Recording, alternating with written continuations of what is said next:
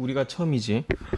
백그라운드 이권은 처음인데 백그라운드 이권에서 이제 가장 쉬운 질문 그리고 이제 이걸 중심으로 많은 것을 알아갈 수 있는 그 질문이 바로 르네상스와 계몽주의이기 때문에 이걸 한번 이번 주에 하고 혹시나 이걸 하고 이제 조금 더 알고 싶은 사람들은 또 올려놨으니까 고등정규 심화에 있었던 약간 내용이 일맥상통한 내용도 있어. 사회 그 명목론과 실제론 같이 보면 더 도움이 될 거예요. 언젠가는 봐야 되기 때문에 같이 보는 게 더 좋을 것 같아. 그래서 시간이 되는 사람들은 르네상스와 계몽주의를 빨리 끝내고 앞에 있는 사회 명목론과 그다음에 규범과 그다음에 중거 집단과 뭐 실제론과 이런 것들을 다시 한번 같이 보는 게 숙제량도 충분하겠지. 그러면 한 6시간 분량쯤 될 텐데 어쨌든 그런 거 좀 잘 같이 봐가지고 정리하면은 도움이 될 것 같아. 그러니까 나는 강력히 추천하는 것은 르네상스와 계몽주의를 빨리 끝내고 앞에 고등정규 심화 파트에 있는 그 파트를 빨리 좀 끝냈으면 좋겠어. 그래서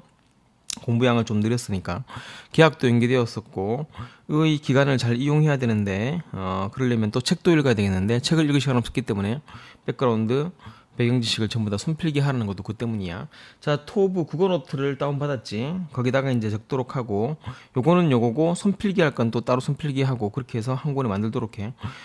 이 빈칸 채우는 것만 가지고는 사실 정리가 잘 안 되거든. 왜냐면 빈칸만 채우려고 하기 때문에. 그래서 손을 필기하면서 직접 하는 게 그게 효율적이니까. 그래서 그 정도 지식만 가지고도 충분히 비문학이라든가 관련된 지문들이 나오면은 비문학은 또 풀 수 있거든. 그러니까 영어는 말할 것도 없고 좀 전반적으로 잘 보도록 해. 이 슬라이드는 내가 지금 옛날에 만든 슬라이드이기 때문에 약간 글씨체가 좀 그런데 그래도 뭐 괜찮아. 너는 잘 못 느끼겠지만 먼저 르네상스를 한번 들어볼게. 르네상스 하기 전에 먼저 이것저것 좀 설명을 한 뒤에 그다음에 수업을 그 지문을 시작할 테니까. 자, 왕권 신수다. 왕권 신수. 왕은 권리는 신에게 부여받은 것이야. 그래서 토마스 홉스의 리바이어던 그쪽을 읽었던 사람, 동영상을 봤던 사람들 그거 먼저 보고 그걸 본 사람들은 왕권 신수가 뭔지 좀 알 것이며, 왕권 신수는 어쨌든 왕은 신에게 부여받은 신성한 권리이기 때문에 왕은 잘못했을 경우에 신에게만 이제 책임을 지고 국민에게 어떤 용서와 책임도 질 필요가 없다는 게 왕권 신수지. 원래 이제 최초로 사회 계약했을 때 왕권 신수의 개념 없었단 말이지. 그 사회 계약을 사회 계약서를 만들어지고 나가지고 왕들이 하는 거 보니까 이거 말이 안 된다는 그 말이야. 그러니까 토마스 홉스조차도 왕권 신수에게 반대했다는 건 이미 여러 가지 내가 동영상에서 설명했던 거고. 그리고 천부 인권은 이제 인간은 타고나서부터 이제 그 신에게서 부여받은 고유의 권리가 있는 거야. 그래서 인권이란 것은 하늘이 부여준 것이며 그것 때문에 모든 인간들은 이제 천부 인권을 가지고 태어났다. 양쪽 반대겠지. 이런 왕권 신수, 왕의 권리는 신성하며 얘는 국민의 권리가 신성한 것이야. 그렇게 쭉 보면 될 거야. 인권을 보는 거니까. 그 다음을 보면은 르네상스와 계몽주의인데 르네상스가 이제 언제 시작했는지 뒤에 슬라이드에 보여줄게.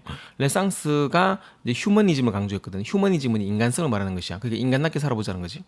그 전까지 인간이란 건 없었거든. 근데 이제 없었다는 것보다는 있긴 있었지. 근데 그 사이에 특정 기간 동안 없었다는 건데 그건 슬라이드 보여줄게. 그래서 휴머니즘을 말하는 것이 인간성이고 계몽주의는 딱 한 개 이성을 해. 이성은 계몽주의, 계몽주의 이성이거든. 그러면 르네상스와 계몽주의에 잘 나오는 게 무엇인가? 둘 다 잘 나와. 하지만 계몽주의가 조금 더 이제 또 알아봐야 되겠지. 왜냐하면 그 이후의 철학자들이 이제 대부분 계몽주의 철학자이기 때문에 따라서 이성의 이성은 바로 빛이야. 빛, 온성의 빛을 비추는 거야. 그러니까 인간답게 살아보자고 느끼게 된 것은 르네상스가 처음이었었고, 그러면 이제 그 르네상스의 영향을 받아가지고 제대로 한번 인간답게 살아보자 해서 이제 뛰쳐나와가지고 이성의 빛을 온 세계에 비추는 거야. 그래, 온 세계에 이성의 빛을 비추기 때문에 이전에 있었던 감성적인 느낌들 다 이제 사라지는 거지. 빛을 비추는 것을 일종의 계몽이라고 한다면은 빛이 비추어지지 않은 그러한 곳에 빛을 비추는 거잖아. 그럼 빛이 비추어지지 않은 곳이 어디냐면은 이제 인간의 이성에 맞지 않는 것이야. 그렇기 때문에 왕권 신수 이것도 인간의 이성에 맞지 않는 것이며, 그리고 그때 이제 미신 있잖아. 모든 미신들이 전부 다 인간의 이성에 맞지 않는 거잖아. 그래서 미신을 타파하게 된 것도 계몽주의고, 그 미신 중에 또 한 가지가 뭐냐면은 종교거든. 이 기독교도 그때 타파된 것이야. 타파보다는 이제 많이 이제 쇠약해진 것이겠지. 인간의 이성에 맞지 않는 것들은 전부 다 없애는 거고, 온 세상 고루고루 빛을 비추어 보자는 게 바로 계몽주의가 되는 거지. 자, 인간과 인간관관이 있고 이제 고대와 중세와 근대와 근대 후기가 있는데 이제 이 고대라는 게 뭐냐면 이제 고대 그리스 로마를 말하거든. 그리스 로마 때는 그나마 많이 인간다운 걸 조금은 인간다운 생활이 있었어. 이때 이제 인간이 시작된 거지. 그때 탈레스가 말했던 만물의 척도는 인간이다. 이런 것도 있었고 그 고대 그리스 로마 때가 이제 황금기고 그때 이제 인간에 대한 게 있었거든. 근데 문제는 뭐냐면 그게 끝나고 나가지고 중세 시대 이게 중세 암흑기거든. 중세 암흑기 때는 아예 인간 자체가 없었던 거야. 이게 모두가 배가 고프고 모두가 힘들고 이제 여기서 이제 없었거든. 여기 되게 조심해. 그러니까 인간이라는 게 조금 이제 신에 대한 거 말고 인간도 있다는 걸 인간이 여기 있어요라고 말하면서 노크를 한번 똑똑똑똑 두드린 거. 인간이 이제 문이 있는데 문 밖에 완전 인권인 거야. 문 밖에는 인간 세상이거든. 근데 똑똑 두드리면서 우리도 한번 인간이 있다고 말한 거. 이제 고대 그리스 로마의 뭐 그냥 뭐 제우스 신 무슨 신 이런 것들에 대해서 얽매이다가 그러니까 그리스 로마 신화의 시작은 신이거든. 근데 그리스 로마 신화의 마지막은 아이네아시스인가 로마를 이제 만든 그 사람 그 창시자 그 사람인데 그의 끝으로 가면서 이제 그리스 로마의 시작은 신이고 그리스 로마 시작의 끝은 인간으로 끝나는 거야. 그러니까 인간이 이제 중심이 되는 사상으로 조금 나가려고 했는데 이제 완전히 중세 암흑기 때는 완전히 박살난 거지. 완전히 인간이 없었지. 인간이 없고 완전히 그래서 암흑기라고 하지. 암흑기가 뭐 어두웠고 이런 것보다는 중세 때 인간이라는 것 자체가 없었기 때문에 암흑기를 하는 거고. 그런 다음에 이제 여기서 너무 이제 고달프고 힘들게 살다 보니까 인간들이 조금씩 이제 그 인간을 찾아보자고 한 것이야. 그래서 이때 노크만 했었잖아. 그때 인간의 살짝 고개를 내밀어가 문을 살짝 열고 이제 정말 역사상에 없었던 문을 살짝 열고 노크만 두드리다가 문을 살짝 열고 고개를 내민 것이야. 내밀고 인간이 어떤 건지 한번 잠깐 고개를 내밀고 바라본 것이야. 아, 인권이란 이런 것이구나. 잠깐 바라본 거거든. 그때 이제 얘들이 했었던 그런 운동이 바로 이제 르네상스 운동이 되는 거야. 그리고 인간이 약간 찾았지. 완전 찾은 건 아니지. 이때 이제 근대 군주제 때 인간이 약간 좀. 근데 얘들 많이 박살났지. 많이 사람들 죽었었고 이걸 찾으려고 하다가. 그래서 이제 이때 처음으로 이제 사람들이 인간이 밖으로 고개를 내밀고 문 밖으로 내밀고 인간이 있을 수 있구나. 인간 인권이 있을 수 있구나. 그런 걸 느꼈던 게 르네상스고. 르네상스 당연히 이제 이때 뒤에는 없었으니까 어디로 되돌아가자고 한 것이지. 이때 중세 암흑기로 가자는 게 아니고 인간이 그래도 조금 있었던 노크를 두드렸었던 고대 그리스 로마 시대로 복귀와 회귀를 말하는 거야. 그 부활이거든. 르네상스의 뜻이 부활이기 때문에 고대 그리스 로마로 회귀하자는 거지. 그 중세 암흑기가 너무 힘들었기 때문에 이 상태가 아닌 옛날로 돌아가자고 한 것이야. 그래서 이제 인간이 조금씩 내밀었지만 그래도 그때 군주제였기 때문에 많은 사람들이 핍박받고 했었겠지. 그러다가 더 이상 못 참겠고 하다가 여기서 이제 한 방 붙은 거지. 문을 박차고 나온 것이야. 그게 문을 똑똑똑 두드린 것은 고대 그리스 로마 때고 암흑기 때 인간이 없었기 때문에 인간이란 걸 찾아보자고 문을 살짝 고개 내밀고 자 인간이 여기 있다고 한번 말한 거고 그 다음에 도저히 못 참겠고 문을 박차고 그냥 부시고 다 나와가지고 인간이란 걸 제대로 찾게 된 게 근대 후기 그때가 바로 이제 계몽주의지. 계몽주의 때 바로 프랑스 혁명이 생긴 거야. 물론 영국에서도 혁명이 있었는데 영국이 실패했었고 프랑스는 성공했지. 그 다음에 이제 또 전파되어 가지고 프랑스 혁명의 정신들이 이제 그 미국의 그 독립전쟁까지 쭉 넘어가게 된 것이라고. 따라서 이 상황인 걸 알아두어야 돼.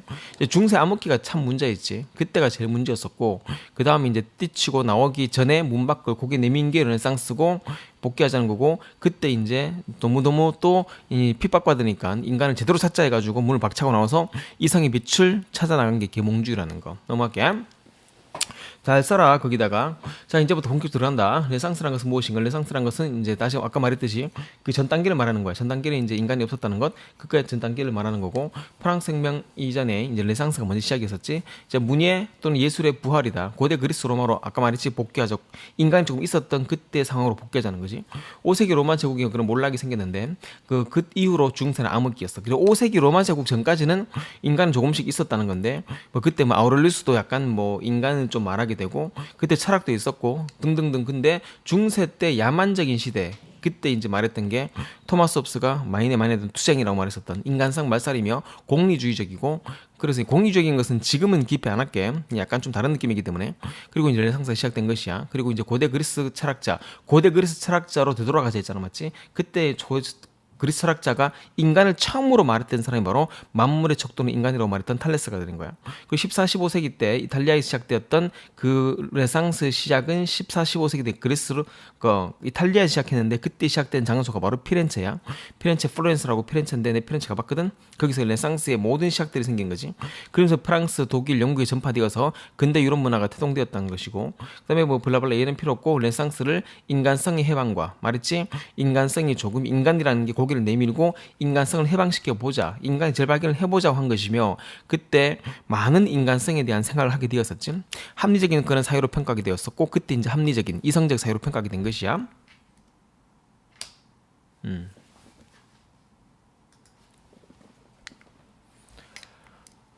피렌체와 르네상스가 처음 시작된 게 피렌체였거든. 피렌체에 내가 여기 올라가다 내가 나한테 여기는 굉장히 좀 의미가 있는 그 지역이거든.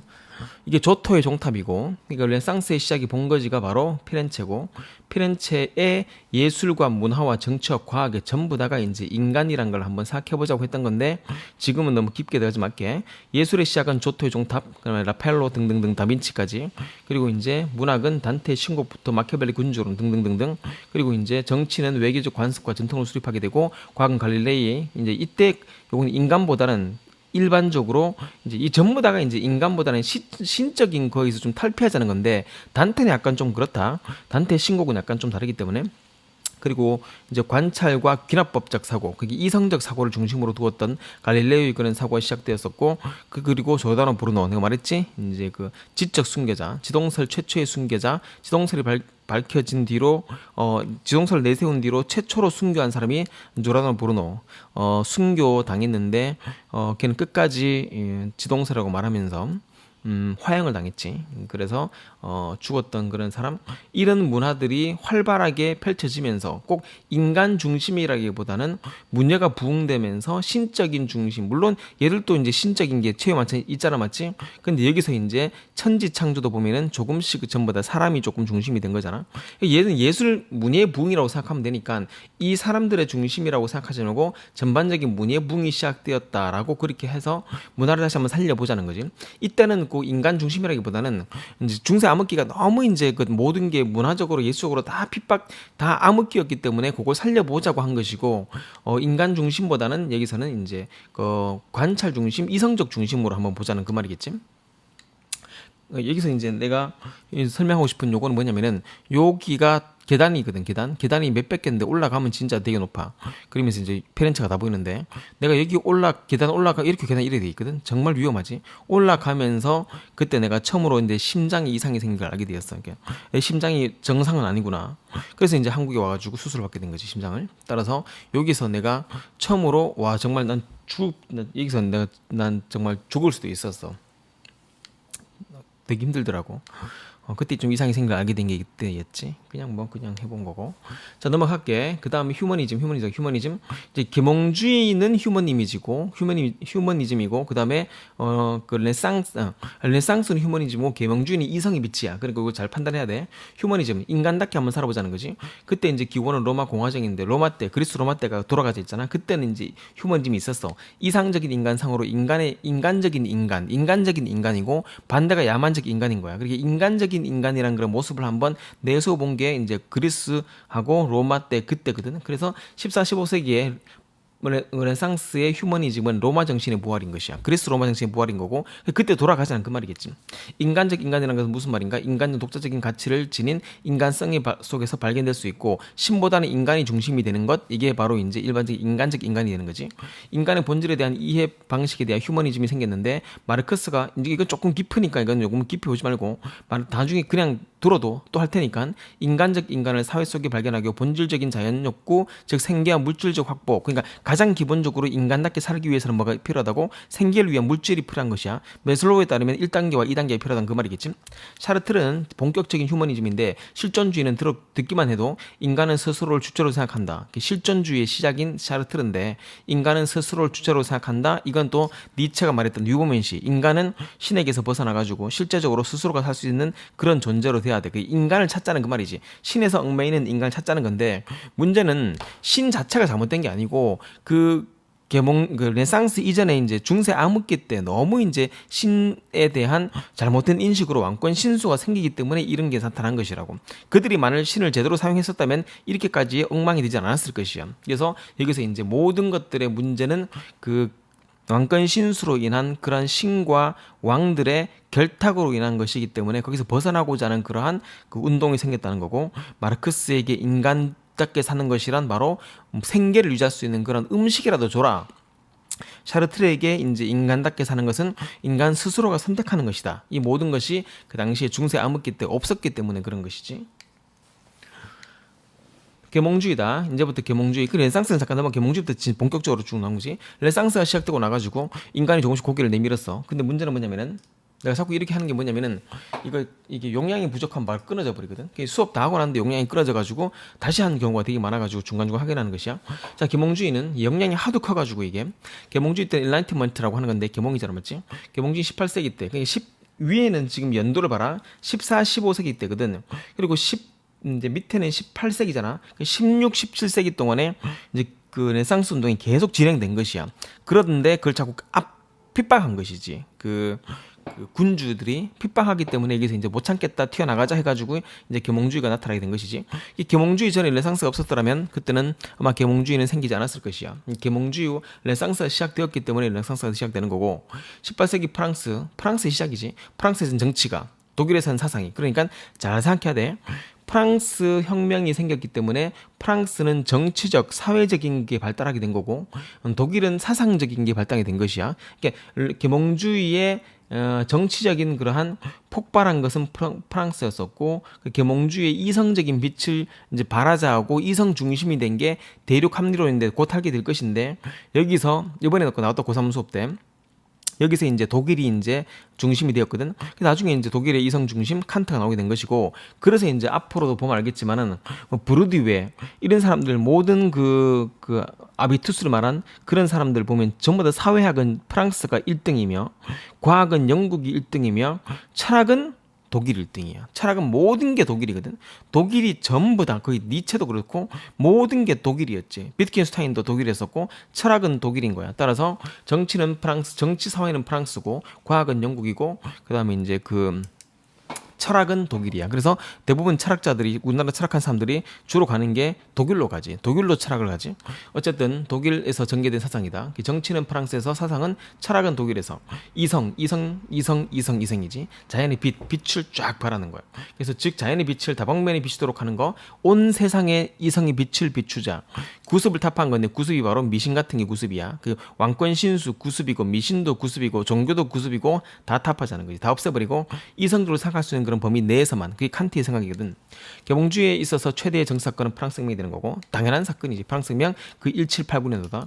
이성이 무엇인가, 리전, 이성에 대한 자각이지. 그 중세의 어둠의 암흑기에서 빛의 세계로 나오자는 거지.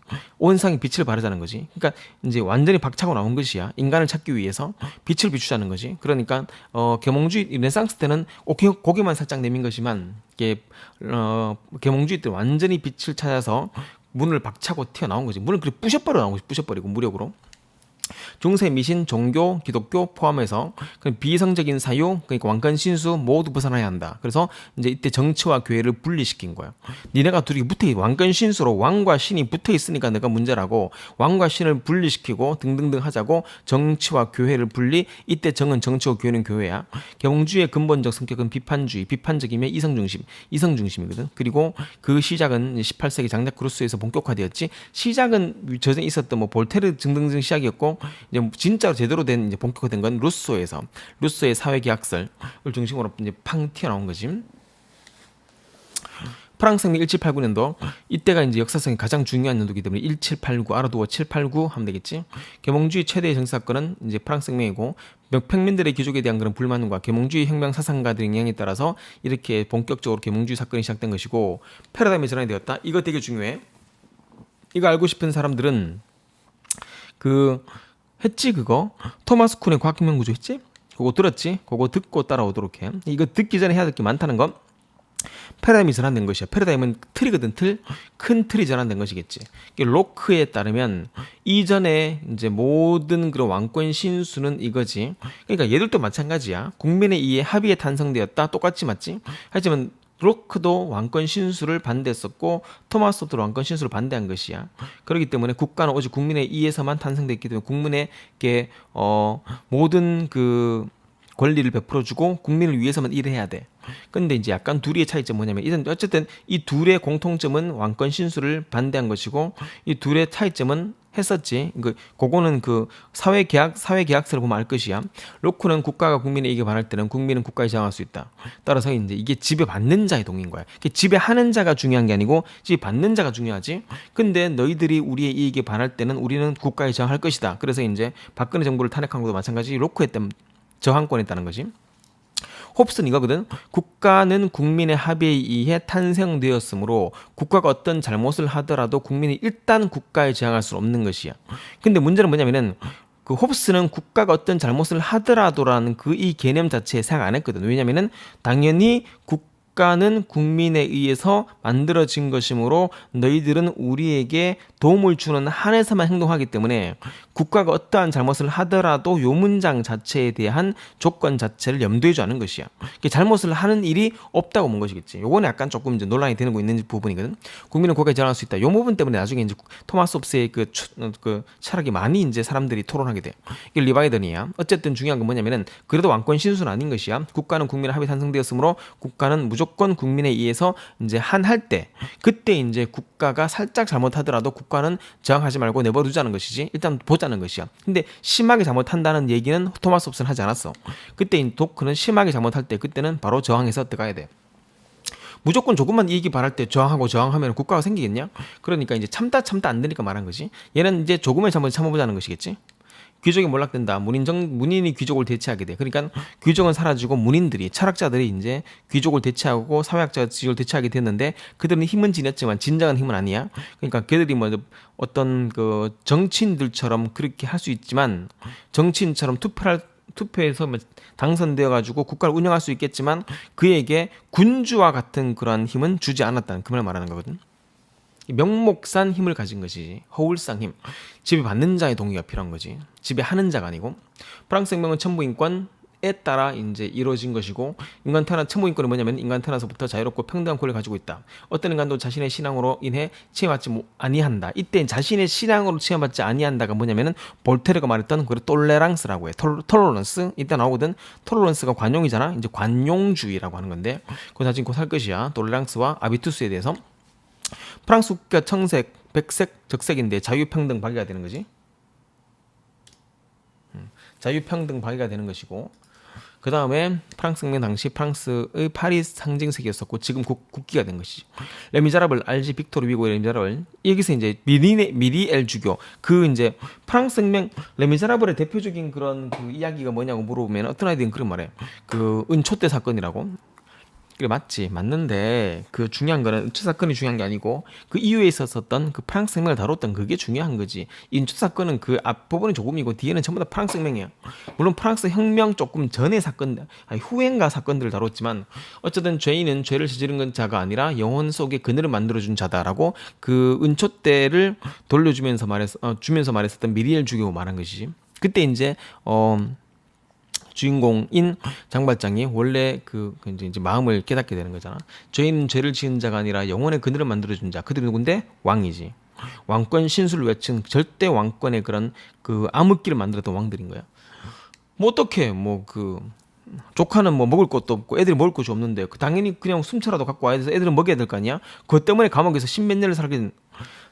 근데 프랑스 혁명의 양면성이라는 게 있는데 빛과 어둠이 있거든. 빛은 자유평등 이념으로서 전체를 몰락시키고 개인주의를 상실시키고 등등 했는데 문제는 그 뒤에 공포정치가 시작됐거든. 이거는 이제 지금은 몰라. 너희들 혹시나 토bun거에 있는 군중심리라는 게 있거든. 군중심리 책을 보면은 이게 또 나오게 돼. 그리고 이제 이 뒤에 또 패단이 뭐냐면은 그들이 이제 민주주의로 뽑은 그런 왕이 나폴레옹이야. 그래서 나폴레옹 때문에 또 문제가 생기지. 따라서 이제 어둠 그 때문에 또 사건이 생기는 철학이 되게 많아. 고정치가 있었고 계몽주의 부산물이었었어. 그러니까 그때 이제 무지했기 때문에 자유평등 찾았지만 평등을 첨찾고 자유를 첨찰했기 때문에 어떻게 쓸 줄을 모르는 거야. 그러다 보니까 이제 좀 이상한 정치로 빠지게 된 경우도 있었지. 평등을 강조하다 보니까 나중에는 이제 평등에 대한 게 너무 과대하게 나갔지. 그래서 이제 사람들을 귀족들을 죽이는 과정에서 평등을 해야 된다 해가지고 뒤에서 여성들이 이제 뭐 좀 키가 작고 애들이 키가 작아가지고 안 보이잖아. 안 보이니까 평등을 외치면서 그들이 뒤에 있는 그 아이들과 여성들을 제일 앞으로 되돌아와가지고 처형 장면을 제일 앞에서 관람시키게 해준 거야. 이렇게까지 평등을 하려고 막 했었단 말이지. 그건 약간 좀 왜곡된 평등이 아닌가? 그리고 굉장히 많은 군중 심리가 포함되는 바람에 그 폐단도 되게 많았었어. 그런 것도 있었다는 거 알아도 될 것이고. 펜 유니버시티 마지막인데 이게 바로 그 펜이는 동전 대학교거든.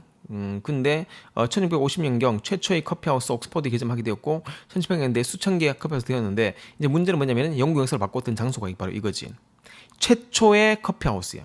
이 커피하우스가 최초로 카페가 생긴 게 바로 페니 유니버시티인데 그게 옥스퍼드에서 개점이 되었고 수천 개 막 생겼는데 50년 만에 그 스타벅스의 시작이 바로 페니 유니버시티라는 거지. 자유롭게 이론과 정보를 교환하는 것이고 이때 그 동전 한 개만 넣으면은 커피를 받을 수 있기 때문에 여기서 이제 모든 계층들이 다 오게 된 것이야. 그래서 정보를 교환하게 되고 거기서 계급이 없는 것이지. 그러니까 그 문인들과 모두가 합해서 그때 이제 뭐 루소와 로크와 볼테르 등등등 그리고 사람들이 그들의 말을 듣고 또 계몽을 하기 위해서 다 모여가지고 자 계층의 차이를 문제삼지 않은 자유로운 분위기였었지. 정치와 문화의 한마당이었었고 펜 유니버시티라고 하는 건데 음료를 마시며 장시간 동안 다양한 주제와 토론을 경청하고 정보 획득했는데 다양한 주제가 바로 계몽주의다. 이제 잘 봐. 이성의 빛을 발하는 거. 이거 조금 알아두어라. 뭐냐면은 커피 이거는 어떤 지문이거든. 근데 굉장히 철학적 지문이야. 커피 중독이 생겼어. 그러니까 커피가 이제 마시다 보니까 너무 맛있잖아. 커피는 중독되잖아. 무절제한 쾌락의 추구는 쾌락 자체를 습관으로 만들어 쾌락 강도를 약화시키는 거야. 그러니까 이제 무절제하게 자꾸 커피를 마신 거야. 이게 좀 특이한 게 이제 계몽주의 때 커피하우스가 생겨서 커피를 마시러 갔는데 근데 커피가 페니밖에 안 되지만 페니조차도 일반인들에겐 좀 비싼 거잖아. 돈이니까. 근데 커피를 또 한 잔 마시고 또 마시고 하루 종일 그냥 커피하우스 앉아가지고 커피 마시니까 이게 무절제하게 막 커피를 마시면 약간 그 있잖아. 쾌락을 추구하는 것. 이 쾌락 자체를 습관으로 만들어서 쾌락 강도를 약화시키는 거야. 그러니까 이제 잘 봐. 이제 좋은 것도 자꾸 습관이 되면은 그 한계효용 체감 법칙에 따라서 어느 순간에 약간 조금 약해지거든. 그렇기 때문에 그 무절제한 쾌락의 추구는 쾌락의 습관으로 만들어서 진짜 쾌락을 느끼고 싶을 때 그때 강도가 약해지는 것이야. 그래서 자유의 수단인 자꾸 돈을 낭비하는 그런 습관이 생기면서 그냥 돈 낭비하지 쾌락은 나중에 자꾸 커피 마시니까 이제 커피를 한 잔 마셔도 별로 뭐 그렇게 뭐 막 쾌락이 생기지 않겠지? 이렇게 돈을 낭비하는 그런 자유의 수단인 습관이 생기니까 그때 이제 이거 말하는 거지. 그때 커피, 이건 커피 하우스 안에서 생기는 문제점을 말하는 거야. 그래서 이제 사이렌의 노랫소리를 홀려서 익사하지 않기 위해서는 사이렌 알지? 아이네아시스인가? 걔가 이제 그 배에서 이제 사이렌이 막 이러니까 애들이 다 빠져가지고 막 다 뒤지고 하니까 애들이 이제 얘가 귀를 막으라 해놓고 자기는 듣고 싶은데 이제 홀리지 않게 하기 위해서 자기를 꽁꽁 밧줄로 막 묶으라 했어. 그래서 이제 들으면서 막 그냥 밧줄 때문에 이제 거기서 빠지진 않고 이제 묶었단 말이지. 그걸 비유한 사건이야. 사이렌 2년 전 수능 문제가 사이렌이거든. 사이렌이 이게 말한 게 아니고 사이렌 노랫소리에 홀려 스타벅스의 그 얼굴이 사이렌이잖아. 사이렌 홀려서 익사하지 않기 위해서. 그래서 스타벅스 얼굴이 그 얼굴인가? 이성의 밧줄로 자신을 묶는 것이 필요하다. 그러니까 이제 커피 중독으로 돈 낭비하고 쾌락을 자꾸 너무 과다하게 추구하니까 쾌락의 강도가 약해지기 때문에 안 되겠다. 너희들이 이성의 밧줄로 묶어서 이제 커피 중독을 줄이는 것이 필요하다. 이성 감각과 쾌락을 금지하는, 그래서 이성 감각과 쾌락을 금지하는 심판관. 그럼 커피를 적게 마시자? 아니지. 그 심판관 역할이 아니고 절제를 통해서 오히려 쾌락을 극대화시키자는 봉사자가 된 것이야. 이때 쾌락을 너무 나쁜 걸로 보지 말고 너희들이 그냥 커피 마시면 행복이 행복. 전 무절제한 행복 추구는 행복 자체를 습관으로 만들어 행복 강도를 약화시키기 때문에 돈 낭비, 행복 낭비. 이래서 이제 이성을 가지고 밧줄로 묶자는 거지. 그때 또 이성이 강조된 것이야. 이성은 감각의 행복을 금지하는 심판관이 아니고 절제해가지고 하루에 몇 잔만 마시고 이제 오히려 쾌락을 행복을 이제 행복을 극대화시키자는 봉사자가 되었다는 그 느낌이고, 그래서 이성에 중독된 것이지. 그러니까 커피 중독을 막기 위해서 이성에 중독되어서 결국 이성의 중독으로 인해서 계몽주의의 중독이 생겼다는 여러 가지 복잡한 것들이 얽혀 있는 것이죠. 뭔지 알겠냐 무슨 말이지? 볼터가 맞지? 커피는 독약이 아니라 이성을 천천히 커피가 독약이라면 이성은 천천히 퍼지는 독약이다. 독약이란 것이 나쁜 게 아니고 커피가 이런 약이라면 이성은 천천히 퍼지는 그런 것이므로 결국 이성이 전반적으로 프랑스 발발 전에 계몽주의 전체에 깊이 중독되었다는 거야. 이 중독이란 것을 나쁘게 본 게 아니고 이 중독이란 게 이성에 중독되었다는 걸로 봐서 약간 조금 은유법적 사고로 말해야 되겠지. 커피가 중독성이 있다면 이성은 천천히 퍼지는 중독성이고, 그리고 이 커피하우스를 통해서 이성이 이제 전파되면서 계몽주의 이제 그 프랑스 대혁명 발발 전에 이미 계몽주의에 사람들이 깊이 중독되었다는 그 말을 보여주고 싶은 거고, 볼테르가 말했던 게 바로 그 톨레랑스 관용주의를 말하는 것이야. 됐다. 요까지가 일단 기본적으로 전반적인 대전제를 설명한 것이고, 뭐 그렇게 많지는 않았었어. 많지 않았는데 한 번만 좀 빠르게 조금 넘어간다면은 여기서는 요까지만 요부할게. 따라서 이제 인간이 노크를 하게 된 것은 고대였는데, 노크를 하다가 이제 인간이 노크를 거부당했지. 인간이 없었고 암흑기 때 왕들이 왕든 지원들을 한 것이고, 그때 이제 고개를 내밀고 인간이 여기 있다는 걸 찾아보자 하면서 문의의 부흥으로 이제 돌아가자고 인간 찾다로 돌아가자가 고대에 돌아가다가 보니까 고대에 있는 문예들을 다 부흥하게 된 것이야.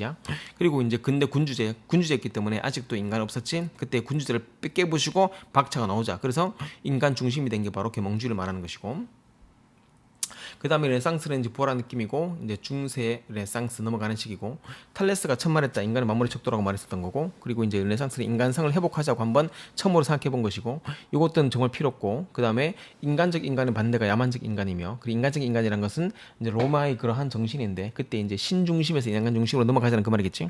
이제 그리고 마르크스는 그럼 인간답게 사는 게 무엇인가? 물질이 있다. 그 메슬로우의 1, 2단계가 필요하다. 그 샤르트르는 실존주의, 인간은 스스로 주체로 생각할 수 있다. 그게 나중에 니체의 사고로 넘어가게 되지. 그다음에 계몽주의는 프랑스에서는 정치가, 그리고 독일에서는 철학이, 뭐 대륙 철학은 나중에 하고, 이성 즉 자연의 빛을 당연히 비추도록 하자. 이성의 빛을 쫙 비추자. 구습을 타파한 것이겠지. 최고는 정치적인 사건은 프랑스 혁명인데, 이성은 빛의 세계를 말하는 거고, 중세 미신과 기독교, 비성적 사고 전부 다 타파하자. 그리고 이제 이성 중심 프랑스 혁명, 이제 귀족에 대한 불만 때문에 생겼던 그런 것들이며, 패러다임의 전환.